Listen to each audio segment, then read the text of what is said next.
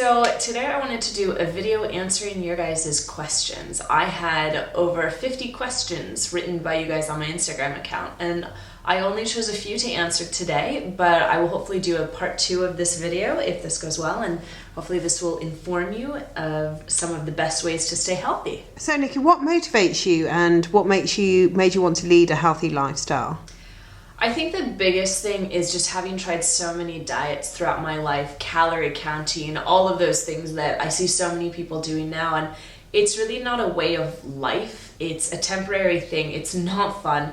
And I just wanted to start becoming healthier for me and to feel better about my body, to feel clear in my head. And so I started making more changes, just small changes to start with, of whenever I had a sugar craving, eating a piece of fruit, and kind of the better I felt, the more changes I make. And so that's now what motivates me. And then another thing that really motivates me, two things actually, is one, my Instagram account. I have to say, the whole community, the FitFam community on Instagram, is probably the most inspiring place I've ever seen. And even though it's not tangible and I can't reach out to my followers, I really feel the love that I get from all of them, and hopefully that I give back to everyone.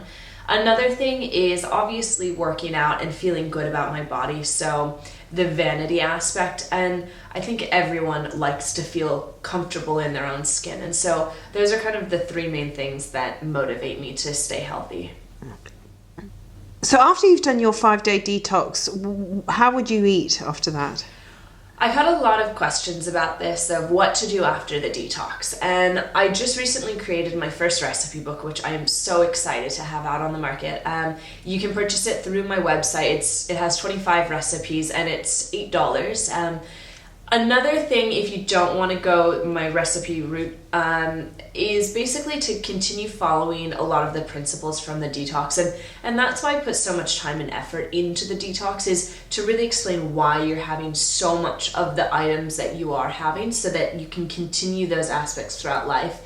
Another thing is keeping really good food in your fridge and your pantry, because if you have junk food in the house, you're going to eat junk food. And I'm the same. If I have chocolate in the house, I eat chocolate. But if I have lots of fruits and vegetables and coconut water and dates and nuts and just really beautiful food, I always have steamed veggies just so that I can go to and pick up and munch whenever I'm feeling peckish. So that's a really key thing for after the detox, is keeping your pantry and fridge stocked with good food. What times do you eat, and do you eat at night?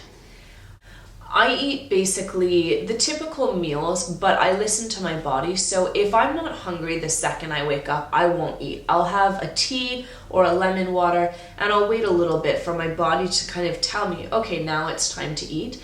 I do eat breakfast though. I never skip meals to try and lose weight or anything. I love eating and I eat all day long. So I typically do breakfast. Depending on if it's a late breakfast or not, I'll eat a snack. I always eat lunch, one of my favorite meals. And then depending on the day, I'll either have another snack or I'll just wait until dinner.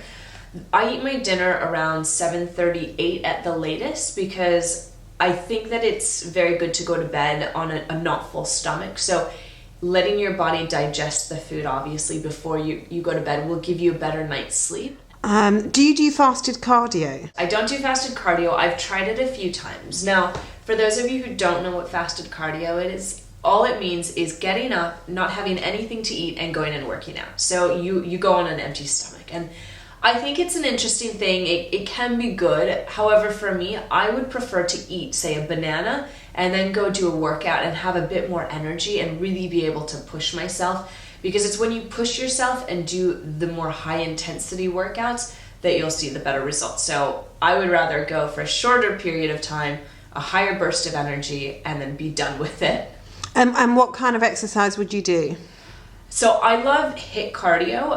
HIIT cardio is high intensity interval training, and I'm actually coming out with a 5-day workout plan, which you'll get to do all of the workouts that I do. But for this specific thing, what I'll do is either go sprinting outside and you do 20 seconds as fast as you can, and then 10 seconds walking, 20 seconds, 10, or you can do it on a treadmill where you put it up to say 15 kilometers an hour and you run, jump off to the side, run.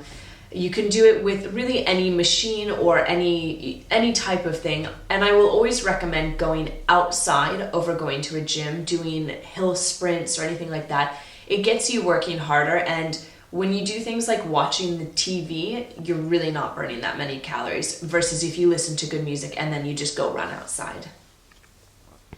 So how do you know what your ideal weight is, and how many calories you should be consuming? This is obviously a tough one for many because, a lot of people are trying to lose weight. And at the end of the day, calorie counting is not a lifestyle, nor is checking your weight every day. How you feel, if you're happy, are you healthy, do you feel good about yourself? That, I think, is what matters more so than a number on a scale. And that's what I personally find. So I weigh more than I used to weigh, but I'm way, way happier, and I'm healthy, and I feel good, and I feel fit. So I think those two things aside, focusing on the lifestyle, the emotional, that you want to sustain how you feel for the rest of your life, and not worrying about a number and what other people might tell you that, oh, you should be a size 2 or a UK 6. I don't think that's the way to go. It's how you feel. So the other side of it too is calorie counting is actually really incorrect, and studies have shown that the calories on packages are plus or minus 25%. Like incorrect. So they're either minus or more. And it's going out to a restaurant, you have no idea how many calories are in one roll or one pasta dish or something like that. So at the end of the day, knowing how to eat for your body and for health will sustain you and maintain your weight, whatever your natural weight should be, without knowing the number versus meticulously counting every day. What would you eat when you go out to a restaurant? Another really good question. You can always call and ask if a restaurant has certain items, or you can always request certain things. So call ahead, see if they serve anything vegan, because a vegan diet is one of the healthiest ones that you can do. If they don't do vegan, start with on a menu, look at the plant-based things. So salads with leafy greens, if they have things like quinoa, brown rice, fantastic. Ask for chicken, and ask for dishes without being sauteed in butter or olive oil. If you go to a Japanese restaurant, you can always ask for half the rice. They will always do it, or ask for brown rice. So there's no harm in asking at any given restaurant for something a little modified, and most of the time they're willing to help you out. Why doesn't a vegan diet fill me up? Vegan diets don't fill you up typically because you're either not getting enough protein or fat. So with that, the protein, you should be having things like vegan protein powder, hemp seeds, tempeh, tofu, edamame beans, quinoa, lentils, all of these things, and just eating a bit more because they are very low calorie, and they do have high fiber, high protein. So you are allowed to increase them, and then that will keep you full for longer.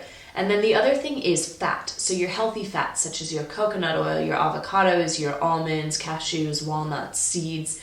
I find that people on vegan diets typically are still quite scared of the almonds and that sort of thing, of nuts. So really increasing your nut intake is a really good way, and adding things like coconut oil to your smoothies or your porridge in the morning. And just so you all know, I eat a lot of nuts. I probably eat one very, very large handful of nuts throughout the whole day, and I'm a snacker on nuts.